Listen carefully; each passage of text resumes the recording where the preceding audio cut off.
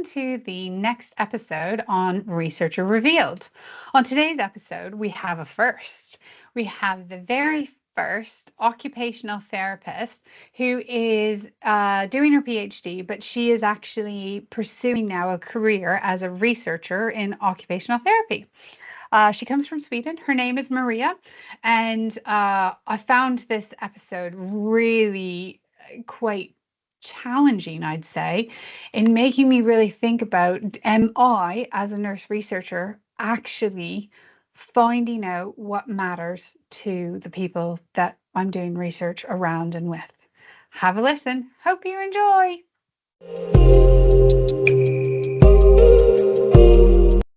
Hello, and welcome to the next episode of Researcher Revealed. This is the podcast where we go behind just the name that's listed on a paper or conference proceeding to get to know the individual who's doing that research. On today's episode, we have the very lovely Maria, all the way from Sweden. Maria, can you introduce yourself? Hi, thank you. I'm Maria Andreassen. I'm from Sweden. I'm an occupational therapist and PhD within medical science and working at Linköping University, Sweden. Ooh, exciting. I'm pretty sure you're our very first ever occupational therapist on Researcher Revealed. So I'm really excited to dive in and find out what it's been like for you being an occupational therapist, your journey into research, because there's not that many of you out there in the world. Thank you for having me. Thank you for inviting me. Oh, my pleasure. But before we dive into that, you may or may not be aware, but we start Researcher Revealed by what I call the Rapid 11. So it's 11 quick questions, kind of about who you are and how you work. Nothing too scary or too personal, just a little bit of fun to kind of get us going. Are you ready? Yes, I am. Perfect. So question number 1, are you Windows or Mac user? Windows. Are you tea or coffee? Coffee. Ooh, okay. Black. Strong. Ooh, okay. When you write, do you prefer to have music in the background or just silence? Silence. Ooh, you're one of the rarer ones. Where do you tend to do your research work? At home, or do you have an office that you go to? I have an office at the university, and I prefer being there, but I also have a home office. That's very nice. Okay, very cool. What time of day, so not exact hour, but morning, afternoon, evening, middle of the night, do you feel you're most productive? I think the morning, but then if I have something that I really need to focus on, I could also do that in the evening and go on. Oh, you sound like me. I get my head into something and I won't eat, I won't nothing. No. I won't stop until I get done. No, Which no. is not that good of a habit, but you know. It requires sleep morning day after. Fair enough, fair enough. Right. What is your favorite or preferred referencing management system? Oh, APA, APH. Oh, no. So not like APH versus Harvard, but rather No, like do you use a program to organize your references or do you do it all I, by hand? oh, And if it's a then I understand. EndNote. EndNote, Yeah. you're among good company. Lots of people are on EndNote. Right. What about when it comes to what would be your favorite program when it comes to making your graphs, your images, your figures, things like that? Oh, I use PowerPoint or I use Excel. I'm not fancy, just basic things. I can use Word as well. If it's not broke, why Yeah, fix it? yeah. I'm the same. I do a combination of different things. I wish I was skilled enough to be able to do it in R, because then you can do all sorts of really cool things, but Yes, I yes. don't have those skill sets yet. No. Right. What about do you have a favorite thing to eat or snack when you're writing and working? Well, snack, that would be fruit, I think, or popcorn. Ooh, oh, good show with the popcorn. I love Yeah. popcorn. Oh, now I want some. Almost there. When you are planning or organizing, so whether that's like your work life or whether that's like a project, are you a digital planner or are you a pen and paper planner? Well, pen and paper, but I've struggled, and I've actually got into the digital Hmm. calendar work using Okay. different colors to make the calendar look Ah, nice and organized and so on. So I'm into going into the digital planning work. nice. Good stuff. I'm hybrid as well. Right, next one, which is one of my favorite questions to ask, is what book are you currently reading? Oh, currently it's Yeah. actually um, I Take a moment, take a moment. I don't read many books now. I think for my private matters, I don't read. Hmm. I listen a lot Okay. because listening to books make me relax, and Hmm. if I have troubles to get to sleep, I listen to Yeah. books and then I turn into sleep. But I deckare, that's about murders and stuff. Okay. What I'll ask you to do, if the title's not coming to the top of your head, is after we finish recording this, if you can take a look at your device that you're listening to the book on and just send me the title and Sure. author, because I'm kind of putting together a like what researchers Oh, read yeah. list. And Yeah. it's so brilliant because it Uh, ranges from like children's book because people are parents all the way to like books I wish I was clever enough to read. Yeah, yeah. I could send you what I'm reading now, but I could also send you what I liked most. Okay, It's not perfect. the best book I listened to for the moment. Perfect. Sounds Yeah. good. I will look forward to seeing that. And for everybody listening, do check out the episode description because I'll put the details of what she's reading in that episode description so you can find out and maybe check it out yourself, especially if you're like Maria and like a bit of true crime mystery books. Yeah. Right. Last question before we get into the good stuff is who is a researcher who you admire? I think that would be Professor Tini Jarsma at Linköping University. She was my supervisor during my PhD, and I still work with her now. So Ah, lovely. Yes, she's amazing. she She's is. very I've had the honor of recently meeting her this year and I was very I can understand why she's somebody you admire. Yes. Right. So, thank you for that. I told you they'd be easy. Everybody gets really nervous about them, but they're just a lot of fun. Um, so what I would like to start by is you're an occupational therapist. So maybe if you can briefly explain what that is and then why and how you got into research. Yes, so occupational therapy is about people's doings, what they do for in occupational therapy. We believe that being occupied, being active, that is what gain health. So possibilities of doing everyday life activities, that could be anything. Um, and that is what makes you makes it worth to wake up in the morning having things that's meaningful to Okay. you. That Okay. could be anything. That could be self-care, or that could be a special interest. That could be anything. But and that's the trick about being occupational therapist, is meeting people and finding out what's their inner motivation, what is meaningful and Oh, special for them, and okay. then making it possible for them to do the occupation or the activity that Okay. they prefer. Okay. So that's So very less much, about yeah.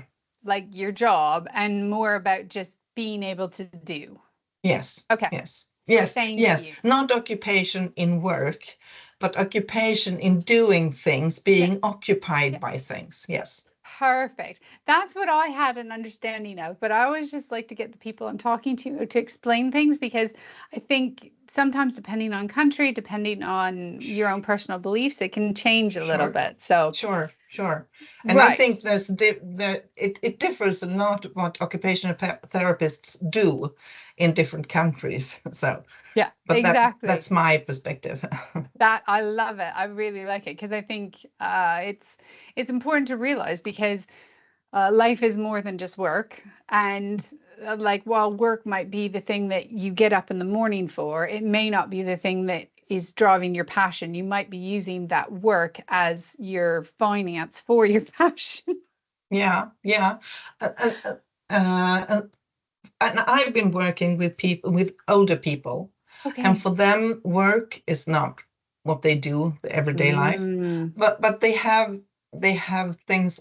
It could be doing self-care activities, or just getting dressed, or hmm being able to take the shower themselves. hmm That could be what's mm, meaningful. okay. Or it could be, it's okay for me to get help with this, but I really want to take a walk, go to the Okay. library, or do other things. That's Okay. important. And then my work is to make that possible for them to do Okay. that. Okay. Perfect. That helps. So, your role clinically is to come alongside people and help them do what they want to do. So, where did research come into that? Was that part of your training? Like, how did you end up in doing your PhD? Yeah, I was working in the municipality in Linköping, meeting elderly people, and very much of my work was doing assessments of people's abilities and then prescribing assistive technology, for example, Okay. walkers, so they could go to the library. But Right. I didn't really be at the library. I didn't join them. I just made it possible. Okay. And then I thought, is this really the best intervention, prescribing assistive technology, or are there any other interventions that I don't know of? So I started doing studies for a master's degree. And Okay. while doing that, I got into research. So Ah. connections and contacts during my studies for the master's degree made me get into a PhD project. So Okay. that's how. Okay. So that's how. So why? What? Because doing research is not straightforward. And I can only imagine that doing research as an occupational therapist or an OT um, is even more challenging, because you're one of the very few people I've met who choose that pathway. So, why research? Well, actually, from the beginning, I thought I have to have a PhD degree so I can be a teacher of the occupational therapy program, Ah, because then I can teach students and help them getting to know interventions and doing the work in another way than I had done.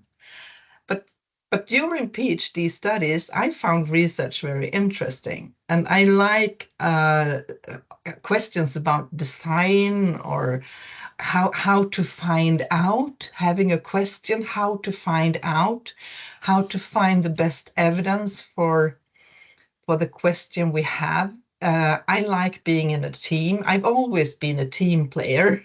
yep. So being in a research team is also important for me.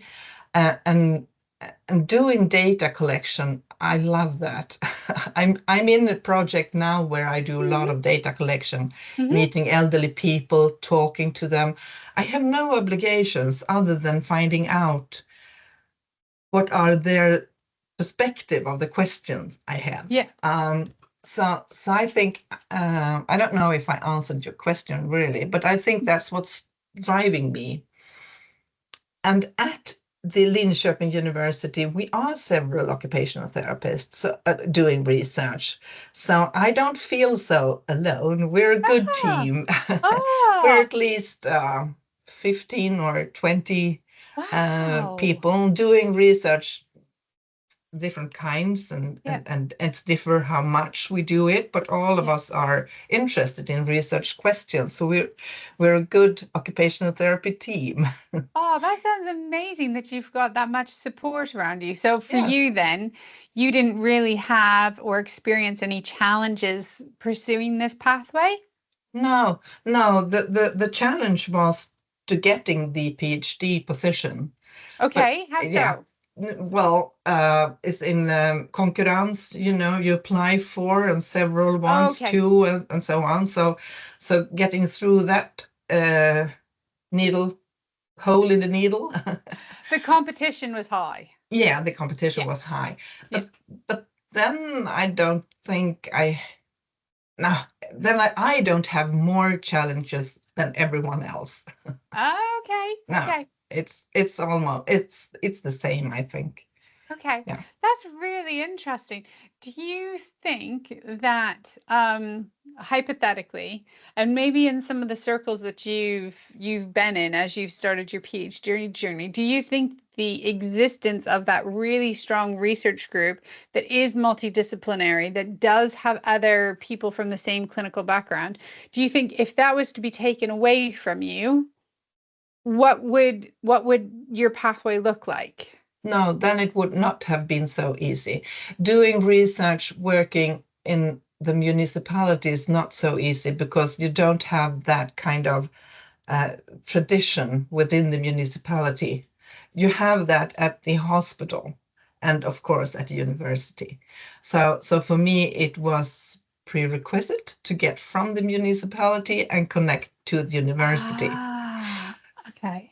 Now, when I'm employed at the university, I reach out for the municipality because that's my interest. That's what I want to do research about, and I want to be part of changing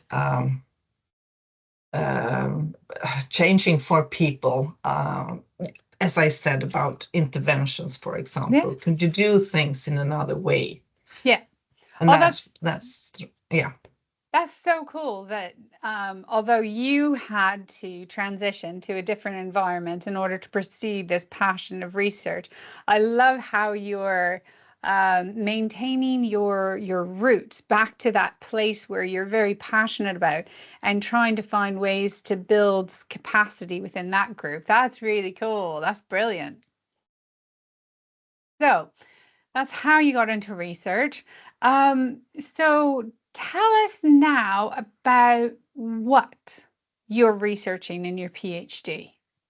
My PhD was about people with cognitive impairments, and we tried out a digital reminder.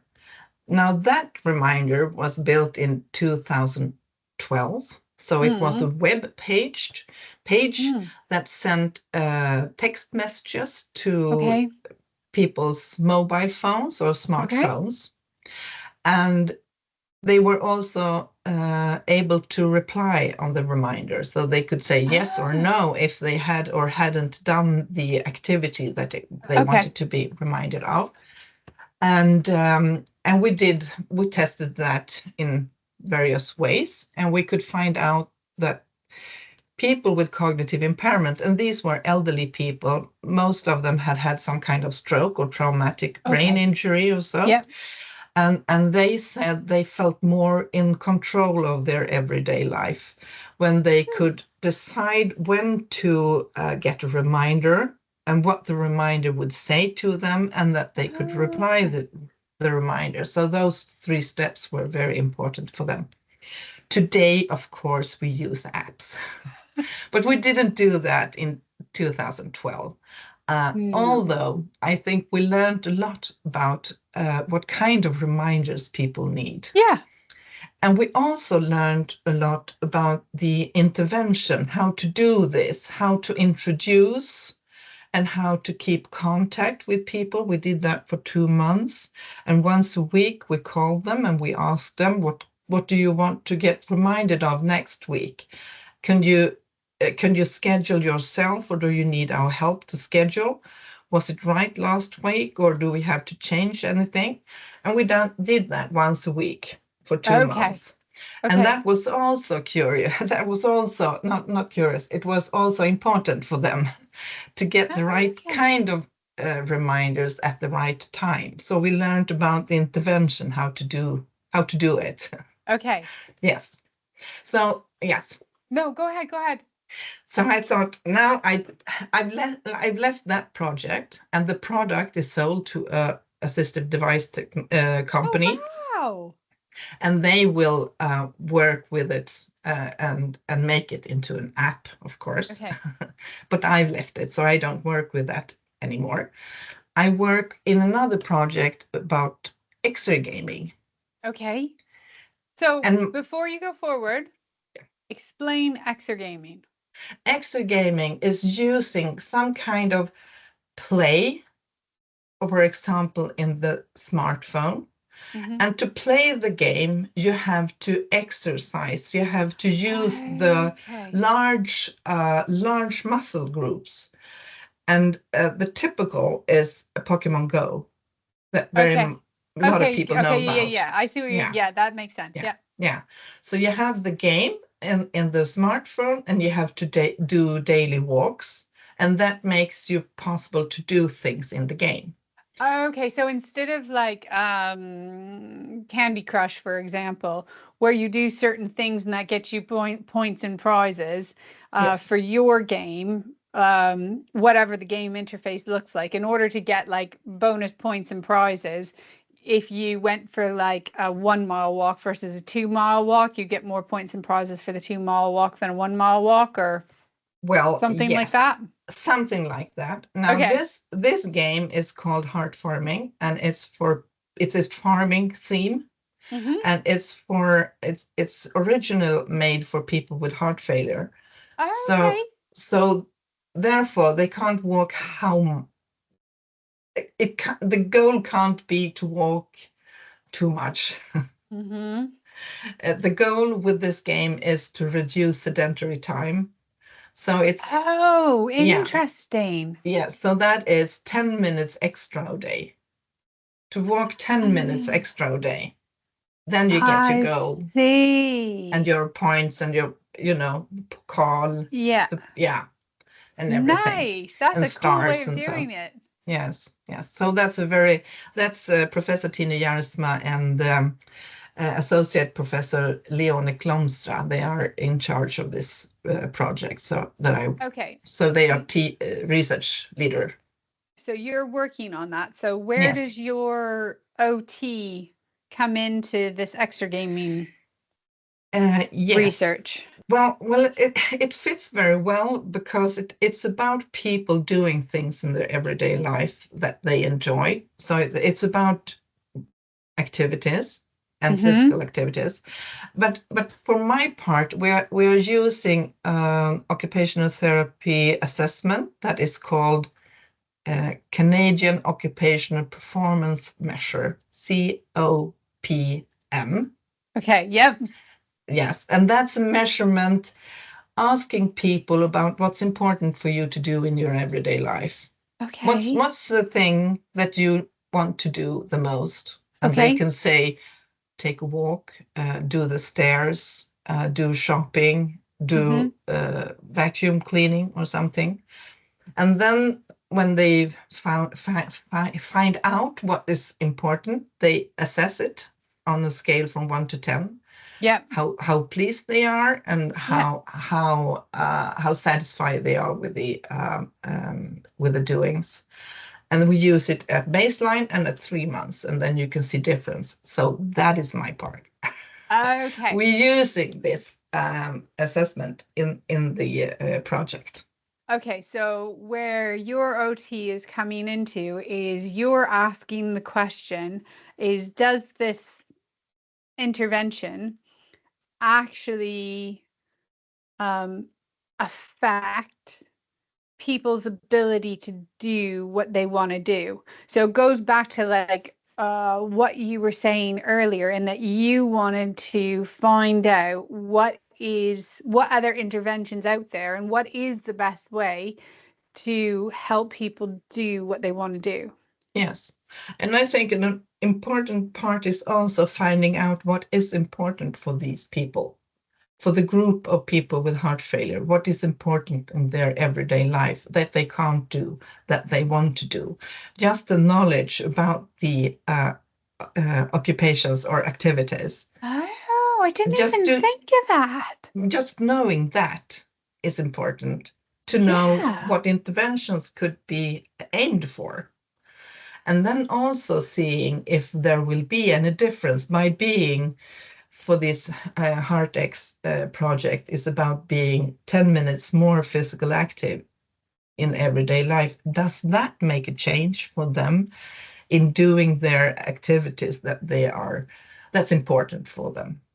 I find this so fascinating. I'm sure you're aware of this, but I think in general, not just in the heart failure population, but being a heart failure researcher as well, that's kind of where my head goes. There's a bit of a movement now with a lot of research to shift away from the more traditional outcomes of are you in the hospital, are you alive, or are you no longer with us? To what a lot of other people call as um, patient related outcomes, like the PROMs. And I think what you're looking at is a different layer to that, because it's not just can I move my leg, can I walk, can I whatever. It dials down into this idea of what matters to me and how do we then as healthcare clinicians improve that. Yes. Um, as an occupational therapist, I can see from your point of view why that would be so important. But putting it again in that bigger research picture, why do you think considering those things is so important in research? Well, I think one aspect is about integrated care. And I Okay. think one thing is that is we people and promotion, health promotion. People need to be independent or Mm. healthier Yeah. and manage their lives within the municipality, not going to the hospitals. We have to find interventions that's possible and applicable to the home environment. Right. And Okay. and also supporting people to be active in their everyday lives so that they not need but reduce the need of hospital care. So Yeah. more could be facilitated within the home environment. Mm. That, and to me that makes perfect sense, and I find this sort of conversation really interesting because I think um in research in general things are held up as like this holy grail, this wow, and there's more and more people like yourselves who are coming out and being like, well, wait a second here, what, who, like, so you take a fill in the blank a randomized control trial, what is going to be the primary outcome to that trial? For me, Like any, mm, like if you think of like a big randomized control trial that everybody sort of gets excited about, the primary outcome in that study is going to be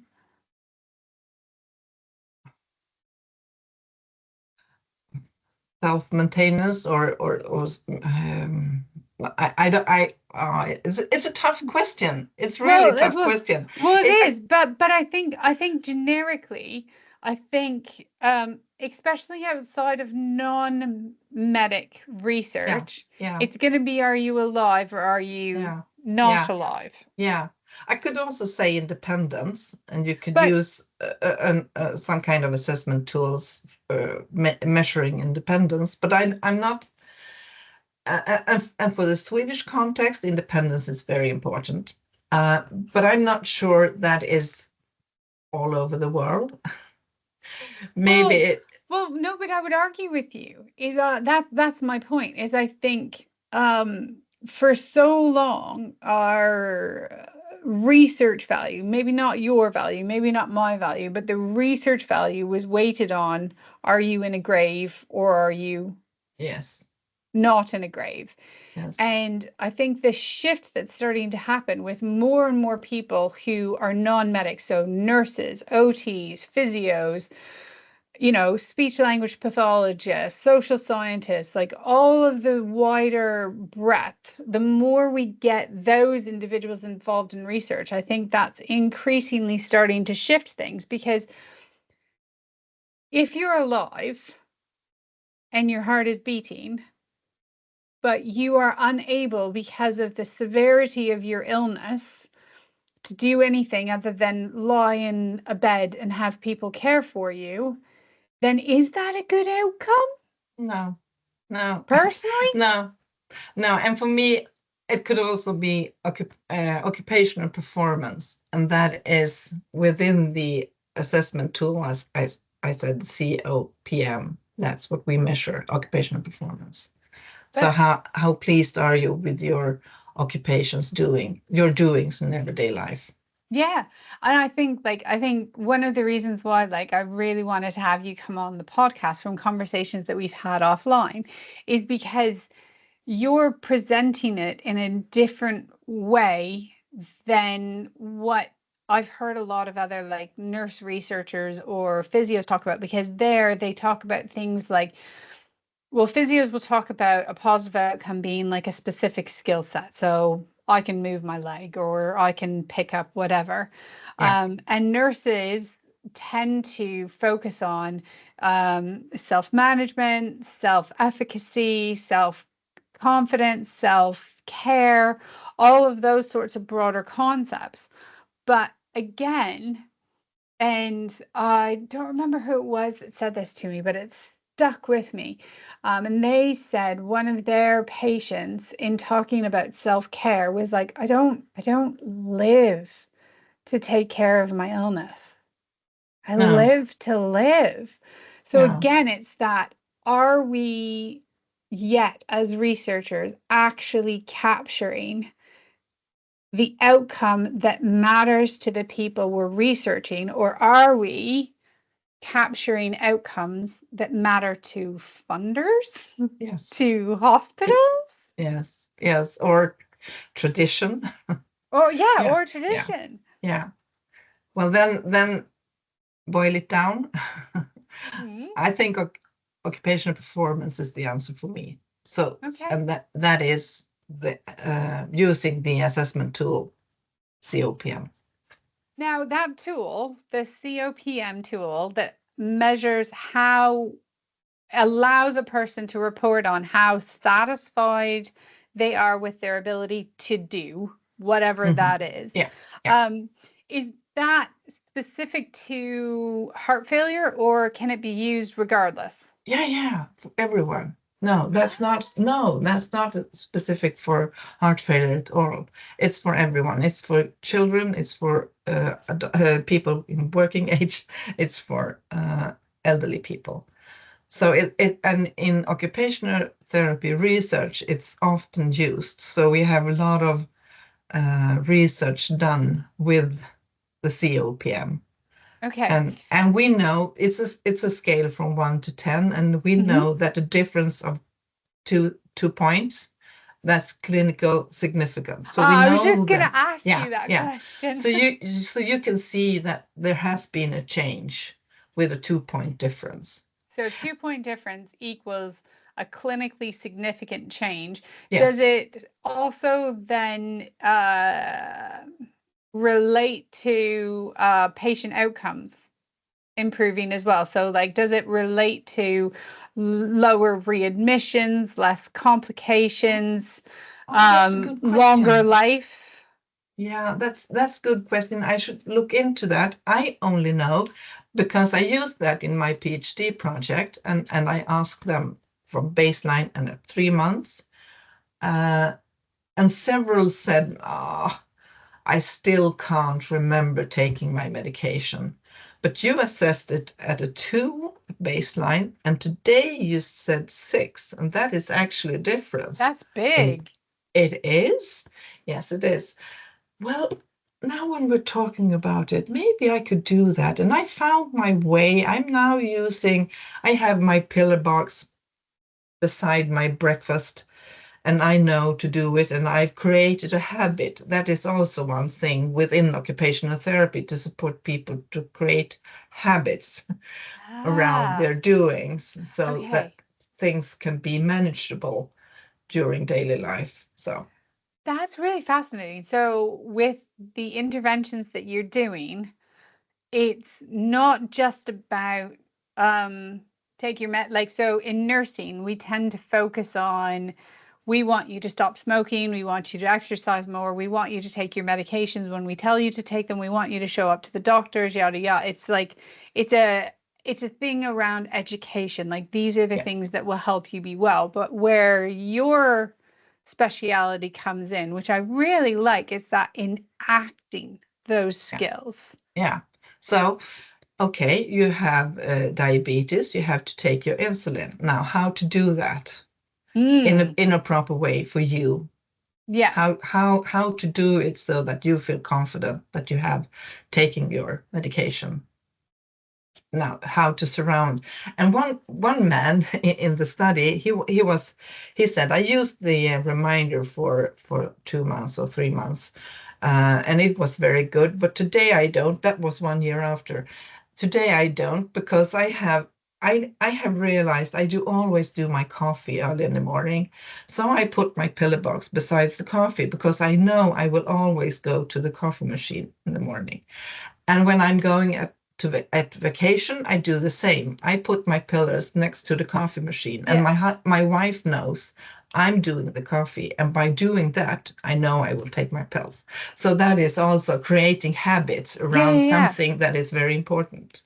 Yeah, but that's exactly it. It goes back to like that definition of occupational therapy that you said at the beginning is what matters to you, and then finding ways to illustrate or combine that um, clinician indicated or illness indicated new behavior so that the two match up, and then like you say, hopefully it Yes. becomes a habit. Yes.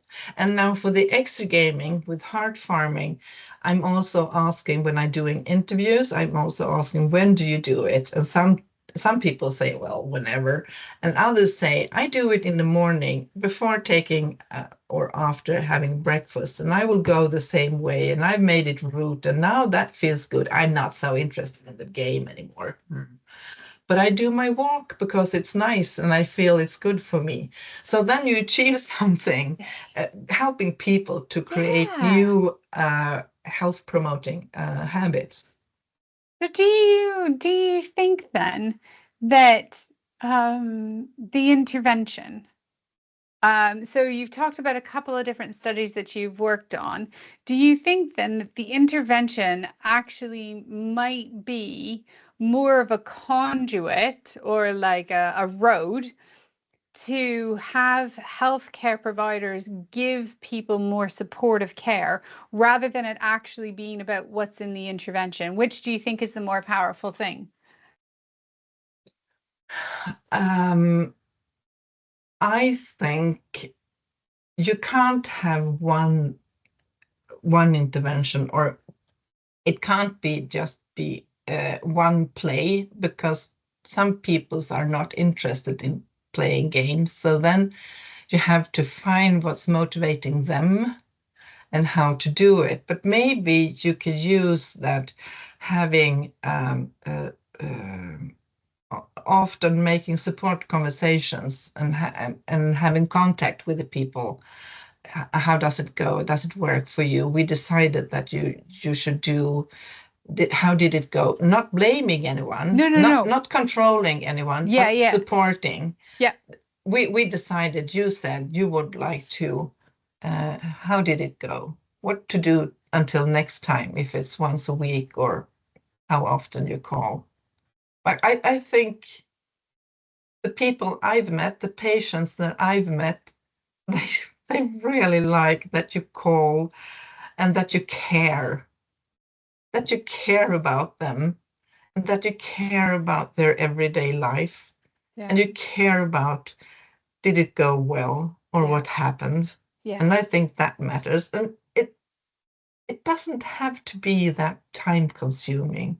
If we both know the conversation will be short, I will call you in the morning and we will talk maximum 5 minutes.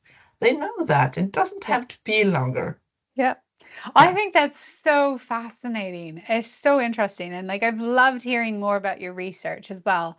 It's been really, really cool. I think your background as an OT adds a really interesting layer to the projects that you're on, but also like for me sitting here as a nurse, it adds a really interesting layer of like thinking about my care, my research to patients, because especially in a busy clinical environment, you're so focused on, I've got to do X, Y, Z, and you become very task orientated that you can not ignore the person in front of you, but you don't focus on, like you say, what matters to them, what makes them motivated, what makes them feel good, how to improve that interaction. And I think that's a really core thing just to sit with and grapple with. So thank you for sharing that. Thank you. I just looked at the time. It's flying by. Before we wrap up, what I'd like to do, like I realized and recognized that you're in a unique situation there in Linköping, where there are lots of other occupational therapists who you can collaborate with, who can encourage you, who can do all of those things. But I was wondering whether or not you would be happy to share a little bit about your experience in general as to what an occupational therapist would bring to research, and maybe a little bit about why an occupational therapist should get involved in research. Because I mean, my mind is blown that there's like 15 of you there in shopping, because here in my local area, and even in a lot of the circles that I've run in, like if you find somebody who's an OT who's interested in research or wants to become a researcher, it's like a unicorn. So yeah, talk a little bit more about that. It's difficult to have the international perspective, because I know, of course, most about the Swedish context when it's about research and occupational therapy. So hold that thought. So I'm going to flip the question, because if you're not, you can't speak outside of your area of expertise. That's not fair. So I'm going to flip it on its head and ask you instead, is what is Sweden doing and Swedish occupational therapy organizations doing to make it so that so many occupational therapists are becoming researchers? I think we have front figures, important occupational therapists from the 80s or 90s that kind of made the path, being strong and successful in getting funding, and also being strong at the occupational therapy programs, talking not only about education, that is also, of course, important, but also talking about research, and talking about research within the occupational therapy program. And for me, when I teach, I always have to integrate my research in my teaching. So connecting my teaching with the research project, so that inspires, of course, other students. So I think that is one thing. Another thing is that the now this is difficult in English, not in Swedish, but in English. So go in Swedish. Then we'll reverse it. Fackförbund, the union. Is it our occupational therapy association? Okay, your professional body. College, school association. Okay, I know what you're talking about now. Yeah. And we have a front figure. Her name is Ida Collin, and she is a very important person, because she is all over the place. where decisions are made within, on the societal level. Yes. She's number 21 in important people to affecting Swedish health care. Whoa. Yeah. So she Okay. is also a very important person. Right. She's she's on the barricade. Yeah. Yeah, yeah, The yeah, public front, and is yeah. a real vocal, strong voice. Yes, she Okay. is. So that I think also is important for us because she makes the road for us. Yeah. Okay. So, for That's example, within the school today, there hasn't been many occupational therapists within the school environment in the days, but because of our Ida Collin, our ordförande, sorry, take your time. Take your yeah, time. There's no rush. she's been gathering research from all over about occupational therapists' role in the school and what they could do for children Okay. with NPF, Okay. never NPF. neuropsychological. Oh, so like kids who've got different neuro abilities. I Yes, think like a lot of people are now talking about it like people who are neurodiverse. So things yes, like yes, ADHD, yes, yes, autism, stuff yes, like that. So yes, yes, that neurodiversity yes, population. Okay. Yeah. yes, I'm yes. with you. And children with those disabilities or difficulties within school environment and how to make the school environment possible for them. That is a Okay. new area, and Okay. research is done, and there our front figure, Ida, is important for that, Ah. so that more occupational therapists are in the school environments. So it sounds to me then like Sweden, and what has likely led to that really strong group that you enjoy there in Linköping, and a much less challenging pathway into research for yourself is that it's embedded in everywhere, in schools, in policy, in universities, in how you yourself are teaching. There's advocacy groups, and it's actually something that as a country, um, research around how to do the things that matter to you is a real priority. Yes, I think so. Oh, that's amazing. So then it makes sense then to me why there are as many of you as what there are, because if that's such a high priority within society, then you need people who are going to answer those questions.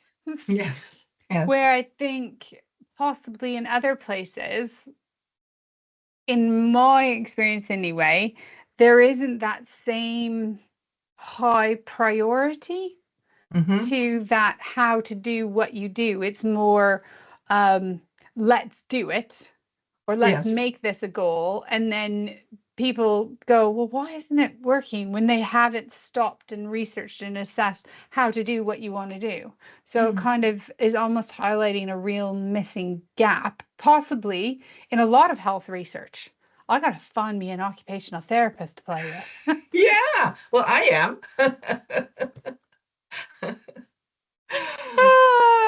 Oh, that's so interesting. So for you then, um, to try and help inspire other occupational therapists who might be out there, who might be listening to this, because they might be like, who is this occupational therapist who does research and why? What are the things that you feel as an occupational therapist that you have personally benefited from because of being involved in research? One thing is about who you are and your personality, and I'm Okay. curious, and I want to know more. So Okay. that's making my work more uh, interesting or inspiring or so. I think that is that's important for me. Why I did come into research. I could have continued working as an OT in the municipality prescribing assistive devices. I could have, but that was not enough for me. So getting into research make my work more challenging and inspiring. Yeah. I love that, Maria. What a great sort of way of encapsulating it, of being like, I don't know, I heard somebody else say this once and I thought it was a really interesting way. So do you know the word gripe? The English word gripe? Okay, so the English word gripe is like you kind of have this thing. It's like an itch that just won't go away no matter how much you scratch it. But gripe has got a little bit more of a negative connotation to it. So it's a bit more like that thing, like you said in the beginning. I loved how you said it. You kept prescribing things like walking frames to help people get from their house to the library, but you yourself, because your role didn't allow you to go out into the community, you had no idea if that was actually facilitating that behavior. And I think, like, if I think about me and my nursing, I had similar experiences. So like I would tell people exercise more, stop smoking, don't drink as much, eat a healthy diet, take your medications, blah blah blah. But then I'd never see them again. No. Yeah. So you didn't know if what any happened? of that was, yeah, what happened. And I think what I'm hearing you say is, for you, that you're getting into research is allowing you to start to explore some of those things that your more traditional clinical role had limited you from doing. Is that right? That's correct. Perfect. Yeah. Very cool. So we need to get more people involved in occupational therapy. So for everybody who, not in occupational therapy, in occupational therapy research, there we go, get my words out. So for everybody out there who is listening, who might be an occupational therapist, and you're like, oh my goodness, how do I find this inspiring in person? Learn more about her research. In the episode description, I will list out some of her publications, a little bit about her, and where you can find her on social media so that you can follow and see more of what she gets up to. The other thing to consider is, if you're not in Sweden, reaching out to your professional association and seeing whether or not they've got other support, finding people, even if they're not physically where you are, create your own, even if it is virtual, network of people who are of similar inspiration. So yeah, make sure you check out the episode description. Right, Maria. Last words of wisdom around research. And I think I'm going to shift it up, because we've talked about why occupational therapists should get into research. Why should researchers who aren't occupational therapists get somebody like you on their team? Well, I think it could broaden the perspectives. It could be another point that could be captured if occupational therapists also are involved in the team. And I also think the teamwork is important, because the team can inspire each others. And by talking and having different perspectives, you can find other things, other questions, or maybe find a way to answer the questions in another way, maybe other kinds of, yeah.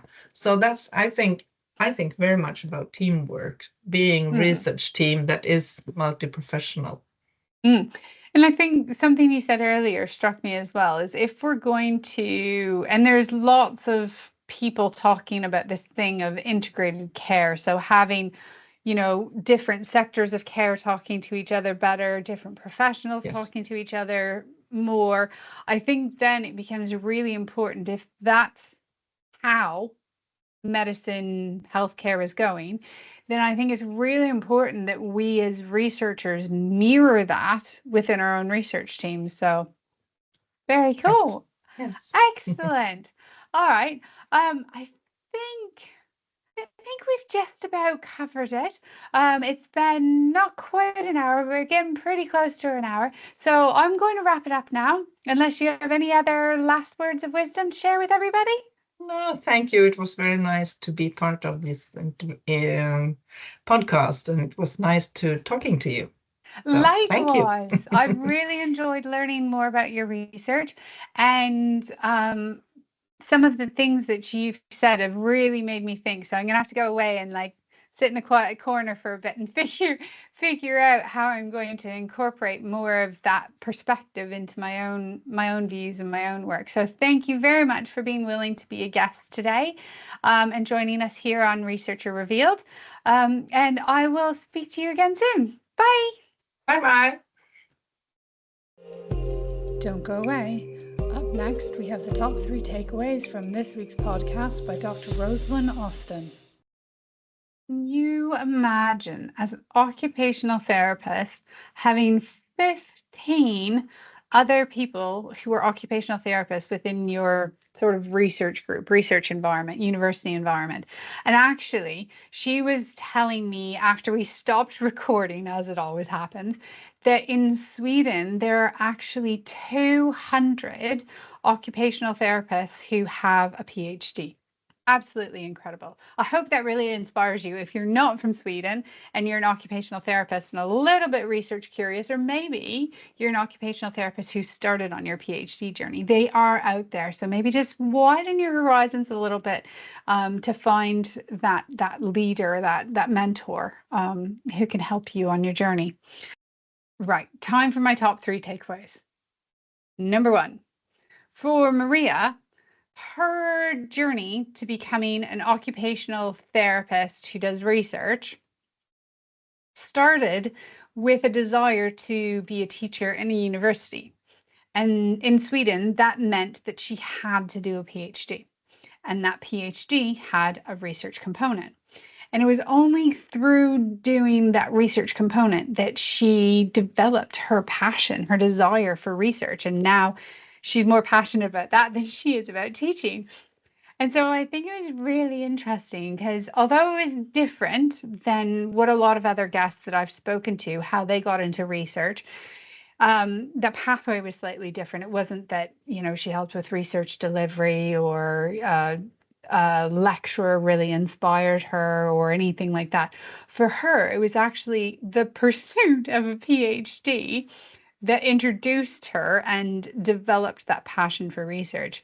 So I found that really interesting. So yeah, that was my top takeaway, is that you can actually commit to a PhD without being passionate about research, but that passion might then develop, which I thought was quite interesting. Takeaway number 2, her research group, and having a research group being key to you as a researcher, as my second top takeaway. She talked about how for her, and I kind of already hinted at it at the beginning of this sort of outro, is, she's got a large group of people who are occupational therapists who are doing research, and she has that resource. She's following in the steps of leaders who've gone before her. And there's a real passion within the society in Sweden to have research that informs why and how to improve how people do what they want to do.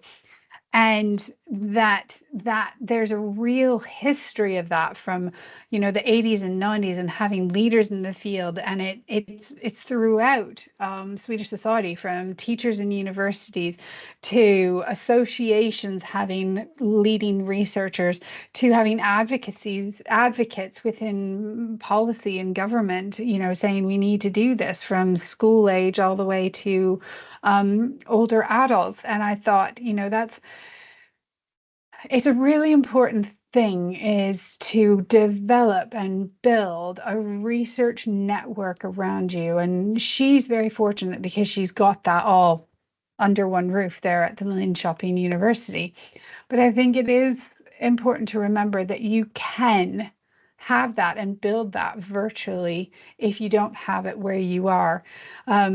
So yeah, that's my second top takeaway, is build a research group around you that's going to encourage you and support you on this research journey.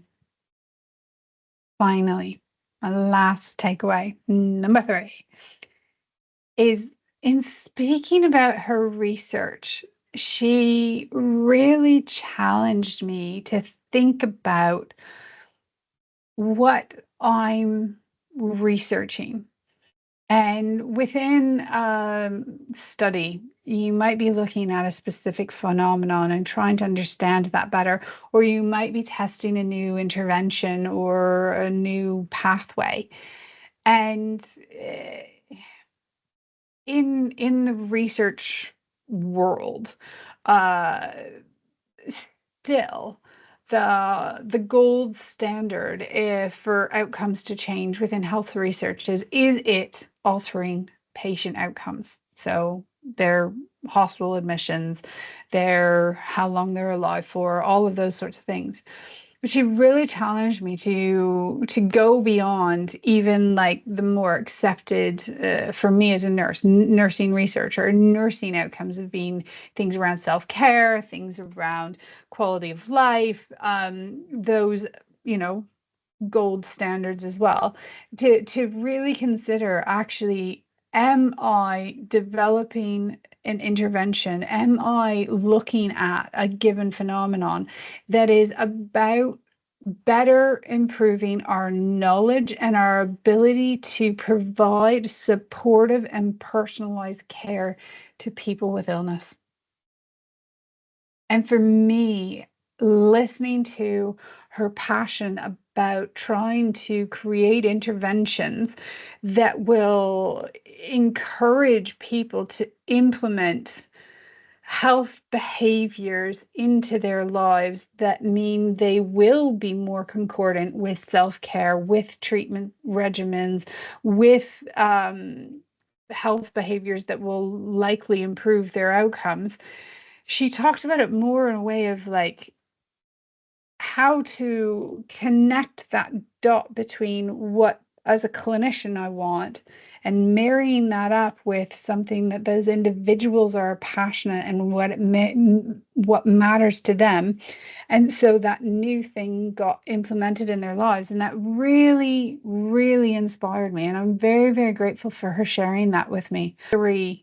Is a real challenge to myself is, how is my research improving or facilitating our healthcare systems to provide more personalized and more supportive care to those who are ill? Right. That's it for this week. I hope you enjoyed. I know I did. I found it really fascinating to hear about Maria's journey and the differences of doing a PhD as an OT in Sweden, compared to the people that I've spoken to here in the UK. Don't forget, if you have a specific question for Maria, her social media contact is in the description, but if you have a question around the podcast, it's really a lot easier for me if you put that as a comment in YouTube, because it's the easiest place for me to find them.